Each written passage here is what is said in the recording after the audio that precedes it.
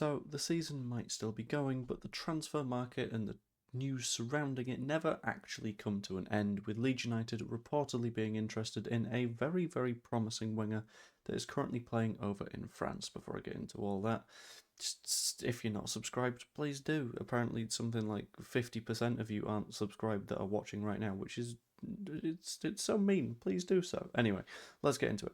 The player that Leeds United are reportedly interested is Martial Godo, who is a player that left Fulham last year, and you probably didn't notice that he left Fulham last year because he was one of those players that's sort of young, up-and-coming kind of guy that would occasionally flit into the squad, but he wouldn't really have too much of an impact.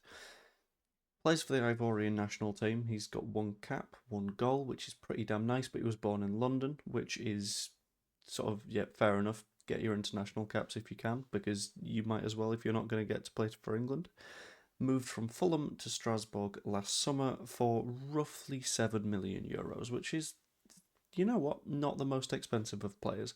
In today's economy, a footballer of reasonable quality is going to put you back at least €10 million, £10 million, especially if you want to play in a top tier. So Strasbourg got a little bit of a bargain, especially if you look at the numbers behind him. This season so far, he's scored 14 goals, but if you dive a little bit deeper into that in the league, for example, he's got 8 goals, 2 assists, and only played something like 56% of the minutes available to him. Which means that if you extrapolate that out, you'd be looking at something like 15 goals across the length of a season.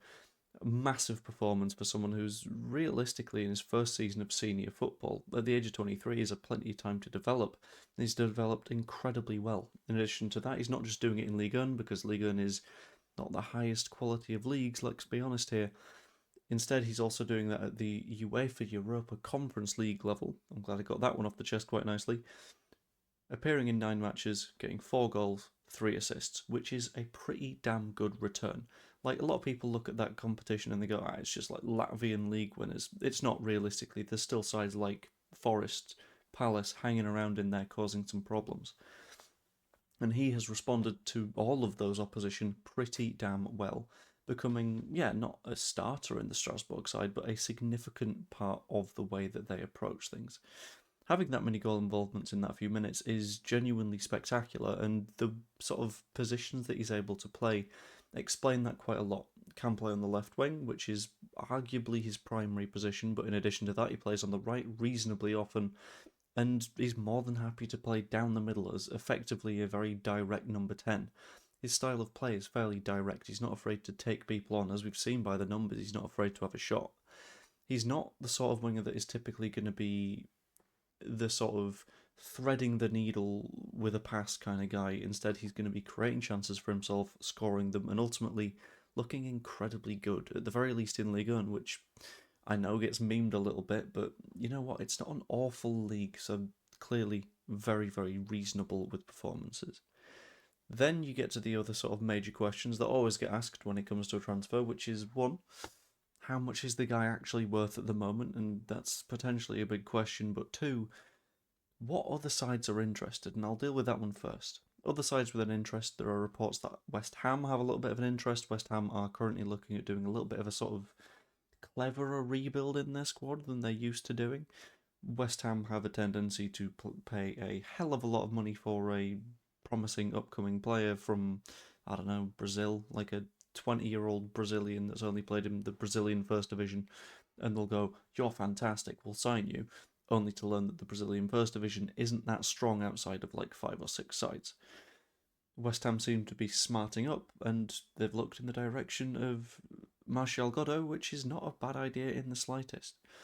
This is sort of agreed with by Aston Villa, who are cleverer with their recruitment and also have a little bit of an eye on him, and are looking at potentially plucking him out of Strasbourg before he leaves the Blue Co sort of orbit and he ends up at Chelsea, because that's inevitably where he's going to end up if he doesn't get sort of extracted by another club before that's allowed to happen. However, not going to be the cheapest of extractions, because according to various reports, Strasbourg value the guy at €50 million, which is a lot of money.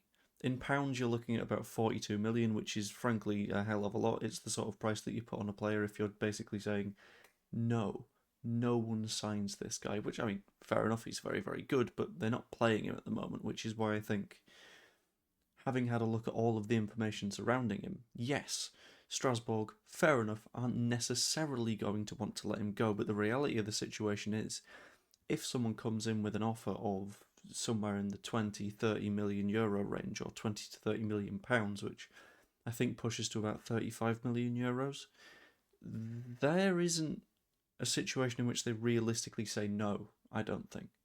If he was starting week in, week out, and he was getting those 15 goals that I mentioned would be sort of prorated out to, then sure, I reckon that sort of argument for 50 million euros is more likely to stand.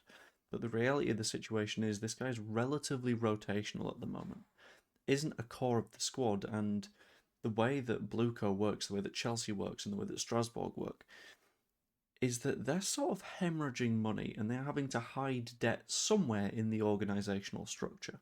Which, the theory being, it's probably at the Bluco level, it might be at the Chelsea level. There's a lot of creative accounting going on. But there's also a fairly realistic world in which a fee like this is a way that you can sort of deal with that.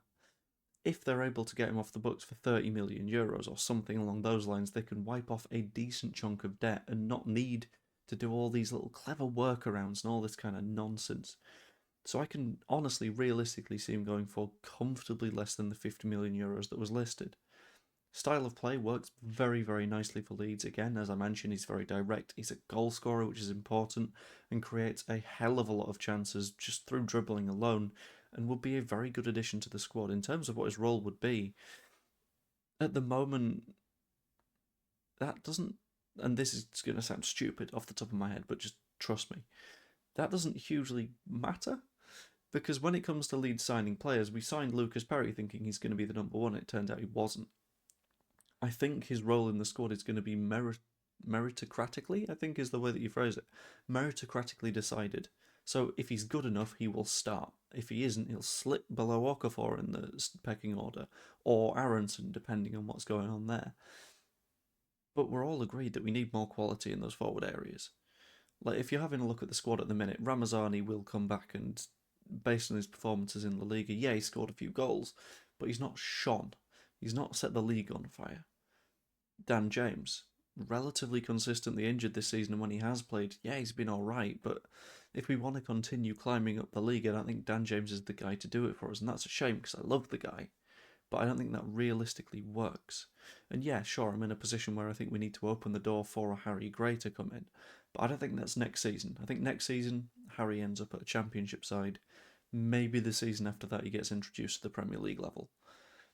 But for me, getting players like Godo in is going to be essential because we need to raise the sort of base level of the squad. At the moment, the ceiling is ridiculously high. Okafor, when he's playing well, through the roof. But when Okafor's injured, the floor beneath him is fairly low. So players like Godo, players similar to his level, will help us to develop fairly massively, push in the right direction, and ultimately end up not in a relegation scrap next season. That's got to be the goal, in my opinion. We were scrapping this season. Yeah, realistically, potentially will be next season. But if we can just get out of the conversation, can be very, very happy. And I think Godo is a very good start to that. But as always, that's just what I think. Let me know what you think in the comments down below. If you enjoyed the video, pop a like on it, subscribe if you haven't yet, even be a channel member, be massively appreciated. Hope you enjoyed, and I will see you all later. Toodaloo.